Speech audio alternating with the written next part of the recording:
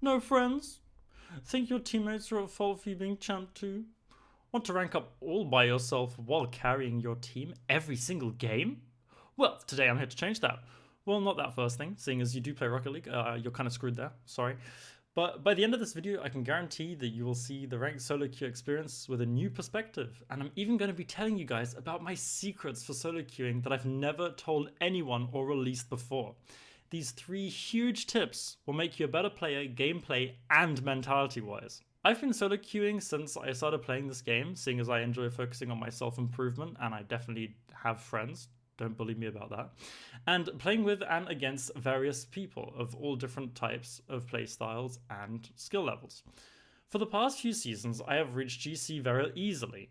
I am also a Rocket League coach who focuses on the mentality of players and self-improvement. Some of the points mentioned in this video are also taken from a few pro coaches that I have had the pleasure of coaching me. So even if you play over the GC level, I would highly recommend watching this video until the end to pick up these tips. But before I can reveal all my dirty secrets and show you the best way to solo stomp lobbies left and right, I'm going to need you to subscribe to the channel and like the video for these tips to work. So why do people hate solo queue? Solo queue is a pit of despair for most people. But why is this? To adjust our mentality to play the best we can when solo queuing, we first must understand why we hate solo queue so much. I'll be splitting and numbering the main points so you can follow along better later when it comes to the tips and tricks part, which will be super good and super beneficial for you all. So number 1, teammates. Funnily enough, teammates are the main reason we hate solo queuing. No communication, there's ball chasers, boost stealers, AFK teammates, salty babies that forfeit 1-0 down with 4 minutes 30 remaining, and then there's us, the babysitter, who has to put up with all of this. Number 2, why we hate solo queue, mentality. Speaking of which, solo queue is a cesspit for toxicity. Salty ooze that is Rocket League interaction. Annoying people that demo you all the time. Maybe you just can't score, everybody's spamming nice shot or what a save. This takes a big toll on your mentality towards the game. This leads you to get tilted and losing the game even more, which leads to more toxicity, and it's a massive chain that will send you down to the pits of C1.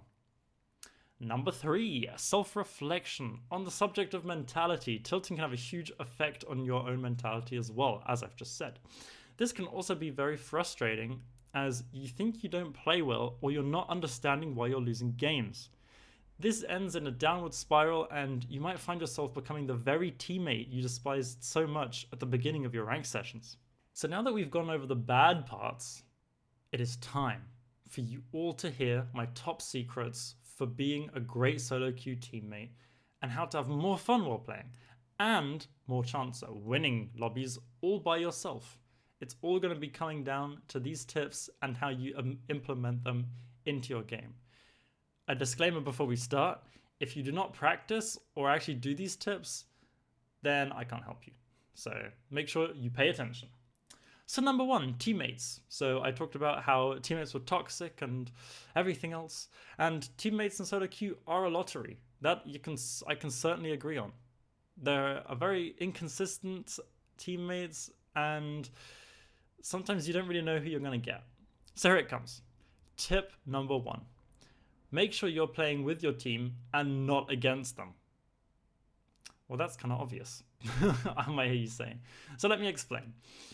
I don't mean you should be passing the ball to them all the time or rotating with your team the whole time and trying to play how like pro teams play with their teammates. No, you shouldn't be playing with your team. You should be playing around them. For example, ever found yourself going for a ball in the midfield and suddenly your whole team is there too? Is this their mistake? Yes, probably yes. Have you been double committing for every ball for the last half of the game? If the answer is also yes, then you are most likely at fault just as well. The secret here is to observe and spot patterns in your teammates and adjust accordingly. Another example is if your teammates always rotate all the way back to net and wait for ages until he goes for the ball. Instead of making the right play and rotating behind him back post and waiting for him to go, take the initiative and cut in front of him with a half-field rotation and let him play the third man spot. If you want to win, courtesy to your ranked teammates is not something you can allow yourself. If this means that you have to sit back and let your two ball-chasing teammates with competitive clip hitter in their Steam profile take over the whole offensive, perfect, that's fine. You can just have a relaxing game working on your defense and buying them time on every rotation. If you think your teammates are worse, then why are you leaving them on defense? If your teammates are that awful and trash, then why are you, as the best player of the team, letting them play to their weaknesses? If the team is only as strong as its weakest member, why are you allowing them to make the mistakes that cost you the game? These are the questions you need to be asking yourself. You need to let your bad teammates only play to their strengths and nothing more. On the other hand, if you have a player who starts shooting boomers on net and someone who can consistently double tap well, then you must be there to enable them. Play around your teammates. Let them carry you. No shame in winning.